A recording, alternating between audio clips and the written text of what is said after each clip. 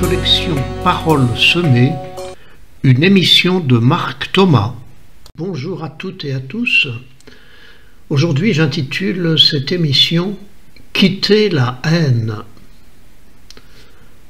En effet, je vois beaucoup de déferlements de haine sur les réseaux sociaux. La pandémie du Covid, puis la campagne électorale ont provoqué des affrontements, souvent marqués de paroles et attitudes de haine, dans nos vies quotidiennes, familiales, sociales. Les désaccords, les exclusions, les rejets s'expriment souvent par la haine. Quand surgit la haine, l'autre me fait horreur. Je suis tout entier et sans recul dans la dénonciation. Envahi par la colère et par la haine, allant me nourrir des colères des autres sur les réseaux sociaux ou dans les ladilafés, et ruminer en boucle leur haine qui viennent grossir la mienne telle une avalanche. Alors, je deviens ma haine. Dans la colère et la haine, je suis hors de moi, comme dit l'expression. C'est-à-dire que je ne suis plus moi. M'étant laissé envahir, je suis devenu ma haine. Et chaque instant, chaque geste, chaque parole, chaque regard en est l'expression. Coupé de tout amour et de toute capacité de recul, sans protection devant l'adversité, je suis devenu ma haine, prêt à tout détruire, prêt à me détruire, et tous les moyens sont bons pour me venger de l'autre, à qui j'attribue la responsabilité de mes malheurs. Alors cela, je ne le fais pas toujours extérieurement, explicitement, je ne suis pas toujours dans l'insulte, dans la colère manifestée sur l'autre. Parfois, cette haine, elle rumine en moi, sans sortir, mais en me polluant, en me détruisant à l'intérieur, en me pourrissant de l'intérieur. Oui, ma haine me détruit moi-même. Ma haine détruit mes capacités de dire non et de construire d'autres choix. Puisque je ne fais qu'agresser l'autre, je ne suis même plus capable de dire stop. Ma haine ne me permet plus d'affirmer mes valeurs, autrement que par la violence qui veut détruire. Ma haine m'empêche de lire et d'écouter celles et ceux qui pensent autrement que moi. Ma haine me fait porter des jugements définitifs sur des personnes et sur des groupes, et elle ensemence tous les racismes. Ma haine me fait même refuser les possibilités démocratiques d'exprimer mes choix par le vote, le débat, la négociation. Ma haine me fait croire que les choix de l'autre ont supprimé ma liberté et que la seule solution, c'est la rébellion ou la révolution. Et pourtant, le pouvoir de manifester et de se rebeller est bien le signe que je reste libre, d'une liberté qui, hélas, se contente de nourrir ma colère et ma haine. Finalement, ma haine me fait croire que pour être libre, je dois supprimer l'autre. Mais d'où vient la haine? Je vous propose d'essayer d'aller ensemble aux sources de la haine pour mieux pouvoir l'éradiquer ensuite. Ma haine, certes, se nourrit de ce que l'autre fait et dit à l'instant T. Ma haine est orientée contre l'autre, perçue à cet instant comme une horreur. Ma haine ne s'adresse qu'à l'autre, et pourtant, ma haine ne parle que de moi. Elle vient de bien plus loin, de bien avant, ce que l'autre me dit et me fait, et qui me met en colère. Car ma haine parle de ce que je ne supporte pas, des blessures que je ressens, des injustices dont je me sens victime, et cela souvent depuis très longtemps. Celui qui reçoit ma haine aujourd'hui n'est que l'abcès de fixation, de quelque chose d'insupportable que je porte en moi depuis des années parfois. Je ne me sens pas reconnu, souvent depuis bien longtemps, et ceux qui ne m'ont pas reconnu, ce ne sont pas ceux que j'accuse aujourd'hui. Souvent, tout petit déjà, on me faisait taire et baisser les yeux. Je ne me sens pas apprécié, valorisé, aimé, mais au contraire je me sens humilié, soumis, écrasé, d'autant plus que je n'ai peut-être jamais trouvé la force et le moyen de me protéger et de m'affirmer.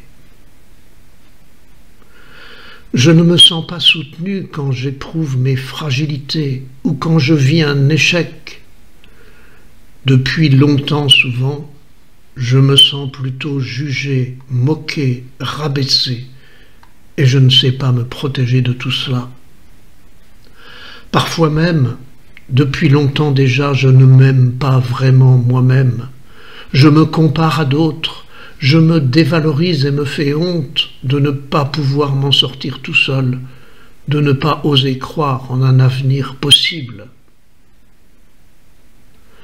Tout cela ne parle que de moi, d'un moi dont j'aurais à prendre soin, d'un moi victime d'injustice et de rejet, mais surtout d'un moi qui ne peut pas trouver mes ressources, qui ne peut pas faire émerger mes capacités, ni revendiquer une dignité à laquelle je ne crois plus.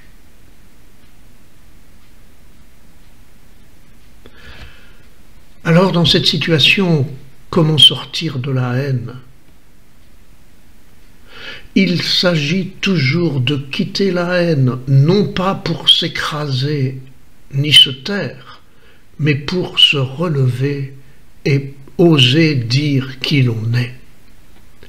Quitter la haine qui déchire et détruit, laisser les loups se dévorer entre eux, lâcher l'autre ou s'en protéger, refuser de répondre à la violence par la violence, refuser ainsi de se laisser laminer ou envahir par des énergies destructrices.